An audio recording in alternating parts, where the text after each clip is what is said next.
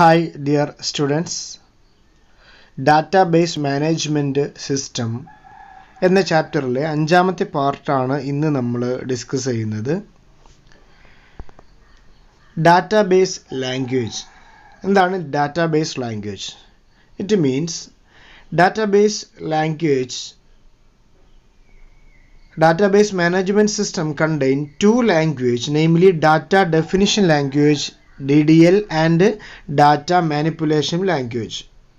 ഇവിടെ database language കൊണ്ട് ഉദ്ദേശിക്കുന്നത് ഡാറ്റാബേസിനെ ഓപ്പറേറ്റ് ചെയ്യുന്നതിന് വേണ്ടിയിട്ടും അതിനുള്ളിലുള്ള എല്ലാ ആക്ടിവിറ്റികൾ ഓപ്പറേറ്റ് ചെയ്യുന്നതിന് വേണ്ടിയിട്ടും യൂസേഴ്സ് അറിഞ്ഞിരിക്കേണ്ട ഒരു ലാംഗ്വേജാണ് ഡാറ്റാബേസ് ലാംഗ്വേജ് എന്ന് പറയുന്നത്.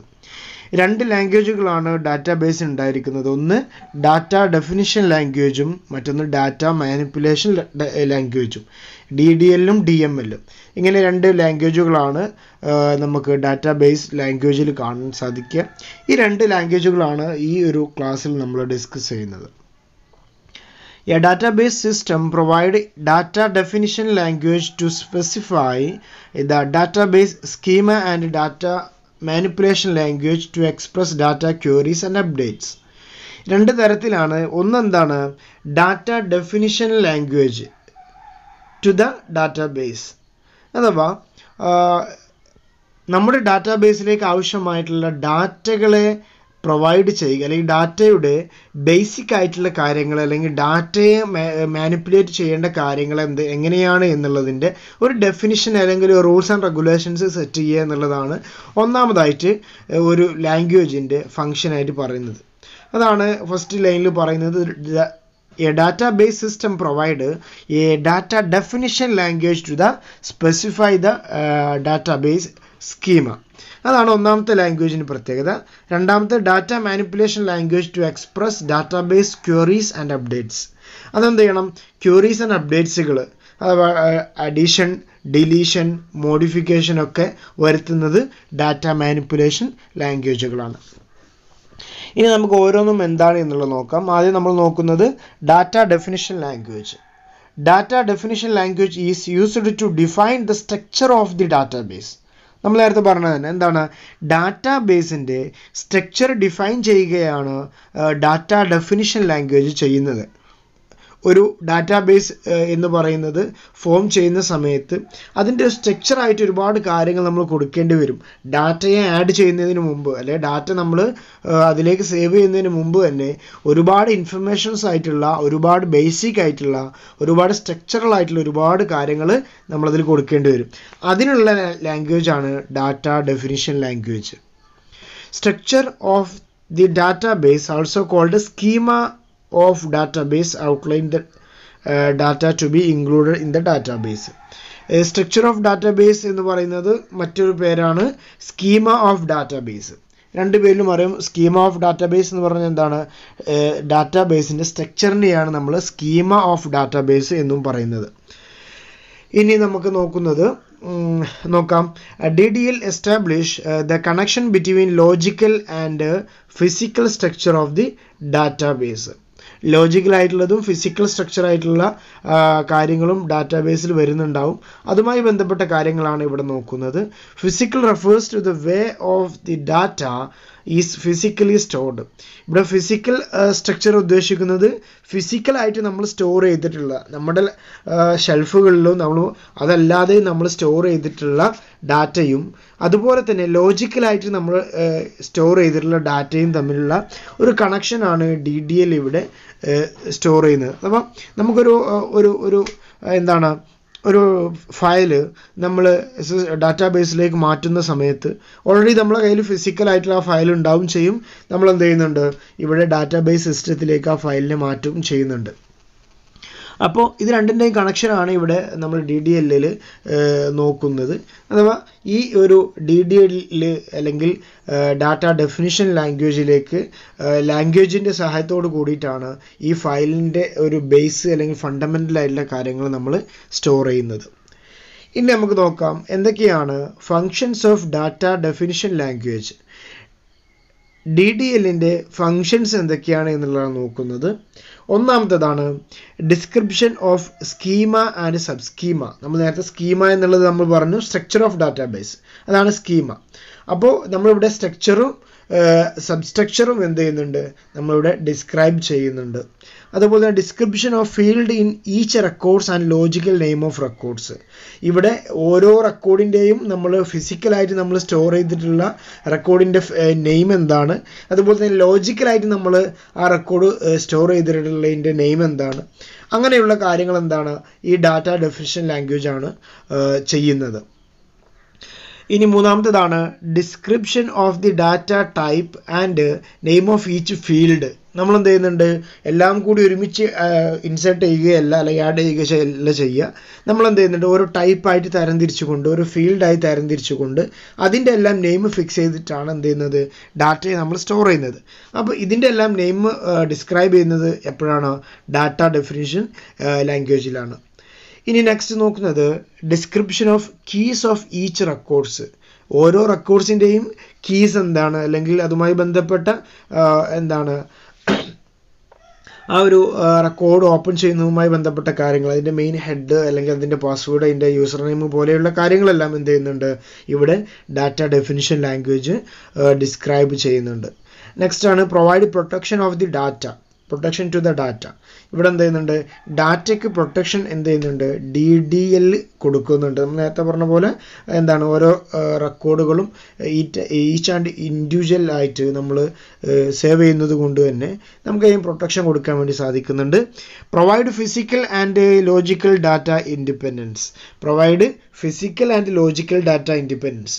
ഇവിടെ നമുക്കറിയാം ഒരു ഫയൽ നമ്മളുടെ കയ്യിലുണ്ട്, ആ ഫയലാണ് നമ്മൾ ഡാറ്റാബേസിലേക്ക് നമ്മൾ സ്റ്റോർ ചെയ്തിട്ടുള്ളത് എങ്കിൽ അത് രണ്ടും നമുക്ക് ഇൻഡിപെൻഡൻ്റ് ആയിട്ട് നമുക്ക് കാണാൻ സാധിക്കും.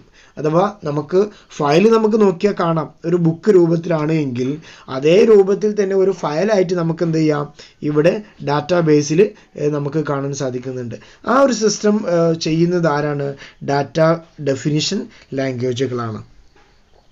അത്തരം കാര്യങ്ങളാണ് DDLുമായി ബന്ധപ്പെട്ട് വരുന്നത്. ഇനി അടുത്തത് നോക്കുന്നത് ഡാറ്റ മാനിപ്പുലേഷൻ ലാംഗ്വേജ് അഥവാ DML. എന്താണ് DML എന്നാണ് നോക്കുന്നത്. Data manipulation language is used to manipulate the data in the database. Data മാനിപ്പുലേഷന് വേണ്ടിയിട്ടാണ് ഡാറ്റ മാനിപ്പുലേഷൻ ലാംഗ്വേജ് നമ്മൾ ഇവിടെ തയ്യാറാക്കുന്നത്. മാനിപ്പുലേഷൻ എന്ന് പറഞ്ഞു കഴിഞ്ഞാൽ അതിൽ വരുത്തുന്ന മാറ്റങ്ങളെയാണ് നമ്മൾ മാനിപ്പുലേറ്റ് ചെയ്യുമെന്ന് പറയാം. അപ്പോൾ ഇവിടെ എന്തൊക്കെയാണ് മാറ്റങ്ങൾ, it include all comments that